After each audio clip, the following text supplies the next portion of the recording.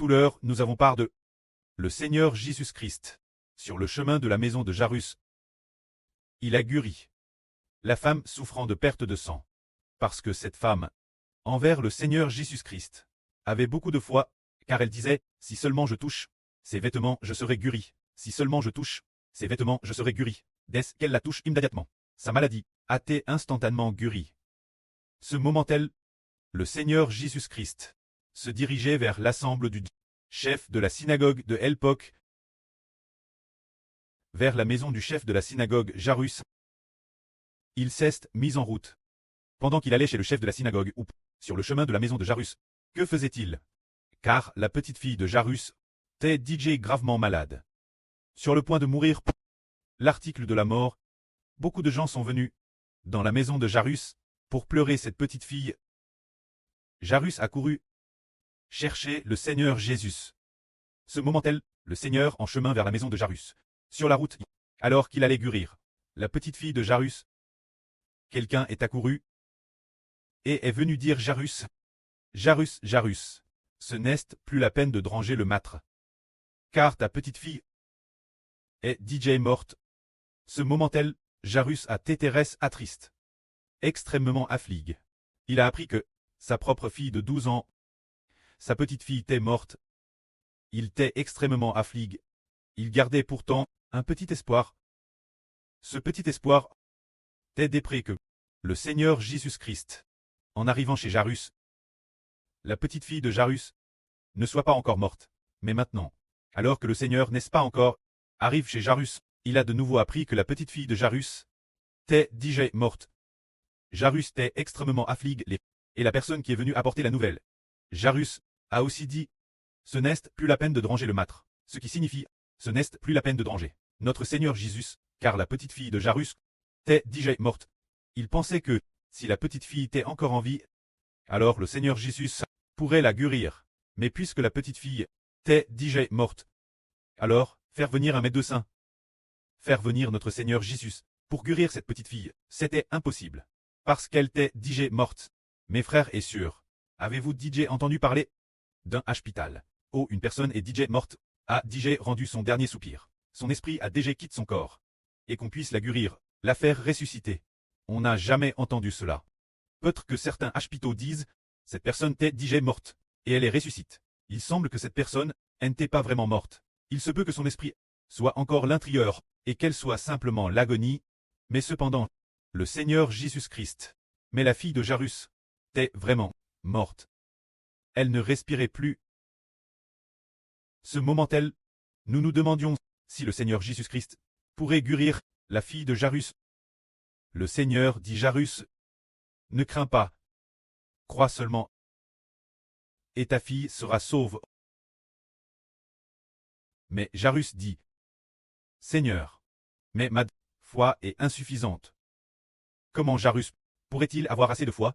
Il a appris que sa fille était morte. Comment Jairus pourrait-il avoir une foi encore plus grande?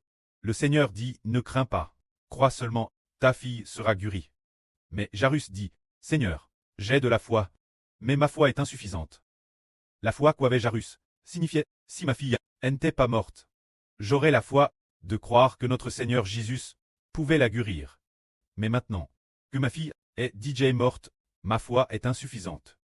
Alors le Seigneur consola Jairus puis les mena avec lui sur le chemin de sa maison. Finalement, ils arrivent la maison de Jairus. Dans la maison, il y avait de nombreux invités. Ils se frappaient la poitrine et pleuraient, pleurant la perte de cette, autrefois si pleine de vie, petite fille. Cette petite fille était d'ici de eux. Tout le monde pleurait. Certains jouaient de la FTE, d'autres se lamentaient. Ce moment-là, le Seigneur entra et leur dit, rassurez-vous, la petite fille n'est pas morte, elle dort seulement. Le Seigneur Jésus dit, la petite fille n'est pas morte, elle dort seulement. Les gens de l'époque, en entendant ces paroles, se moquent tous de lui, notre Seigneur. Il disait, quel genre d'homme est-ce donc?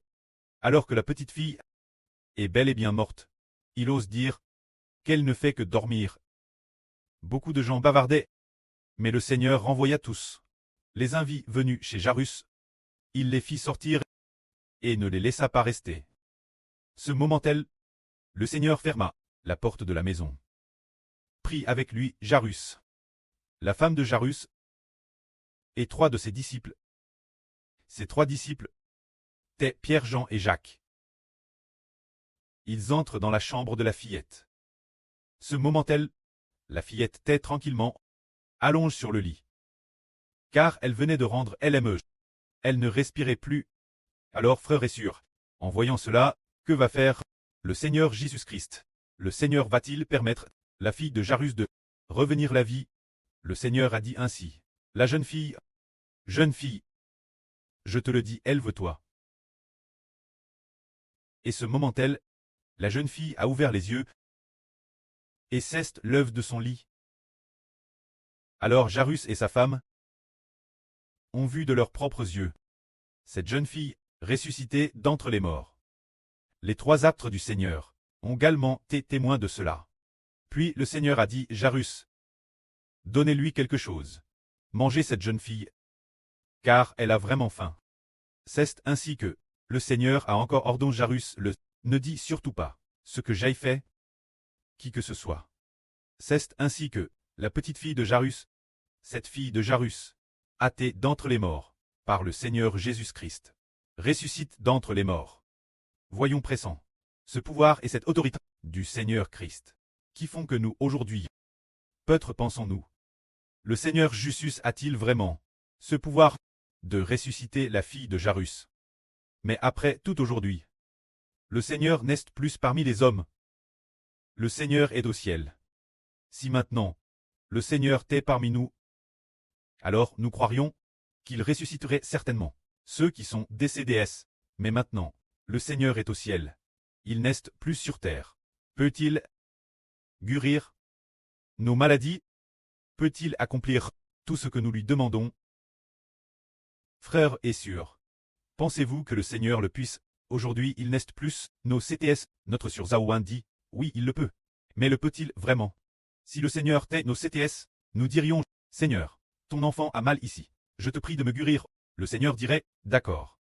Puisque tu as ce désir, je vais t'exaucer. Alors nous serions immédiatement guéris, mais maintenant, il est bien au-delà de l'univers. Pas dans cet univers, ni sur la terre. Alors la puissance du Seigneur peut-elle traverser les nuages de l'univers? Peut-elle traverser la voie lactée pour arriver jusqu'à nous et guérir nos maladies? La puissance du Seigneur peut-elle traverser la voie lactée, traverser l'univers entier, arriver jusqu'à nous pour nous guérir? Le Seigneur peut-il accomplir cela? Traverser l'univers. Pour que la lumière cosmique traverse l'univers, il faut 96 milliards d'années-lumière. La lumière doit voyager pendant 96 milliards d'années pour pouvoir atteindre la Terre, et le Seigneur est en dehors de l'univers. Si l'on suit la vitesse du Seigneur, et quelle est celle de la lumière, nous serions morts depuis longtemps. Nous ne serions plus de ce monde. Alors le Seigneur, est-ce que sa vitesse, par rapport à la vitesse de la lumière, serait encore plus rapide? Nous disons que, puisque le Seigneur a créé la lumière, le Seigneur Jésus-Christ est le créateur de la lumière. Alors s'il a créé la lumière, sa vitesse ne serait-elle pas plus rapide que la lumière? Frères et sœurs, le Seigneur Jésus a créé la lumière. Alors le Seigneur Jésus-Christ, toute autorité, doit être plus rapide que la lumière. Alors nous disons, la pense, par exemple, en ce moment nous sommes en train de penser notre pré-clest, penser notre Seigneur. Nous disons, pré-clest, ton enfant te regrette tellement. Alors la vitesse de notre pense, dès qu'on y pense, arrive instantanément, auprès du pré-clest. Et la pense est aussi créée par Dieu. C'est aussi le pré-clest et le Seigneur, qui ont créé la pense humaine. Ainsi parlant, frère Eschbert, pour dire la vraie, notre connaissance du Seigneur ne peut pas se limiter seulement la Bible. Elle doit aller bien au-delà de la Bible, parce que nous comprenons que le Seigneur Jésus-Christ est au-delà de l'univers. Si nous pensons lui dans nos cœurs, le sait-il? Il le sait. Il nous console immédiatement. Si nous avons des soucis, toutes sortes de maladies, toutes sortes de douleurs, le Seigneur le sait aussi. Si nous demandons au nom du Seigneur Christ, le Seigneur nous guérira sûrement. Parce que nous avons sur nous beaucoup de beaux témoignages. Frère Eschbert a raconté un beau témoignage qui est celui de frère Eschbert. traduisant la Bible. Un magnifique témoignage. Nous savons que, auparavant, la Bible que nous lisions s'appelait la version Union. Se dire la Bible utilise par le protestantisme la version Union. Et cette version Union a été traduite il y a 100 ans.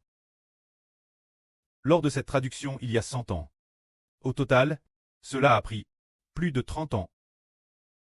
Il y avait plus de 100 personnes travaillant ensemble pour traduire ces 66 livres de la Bible.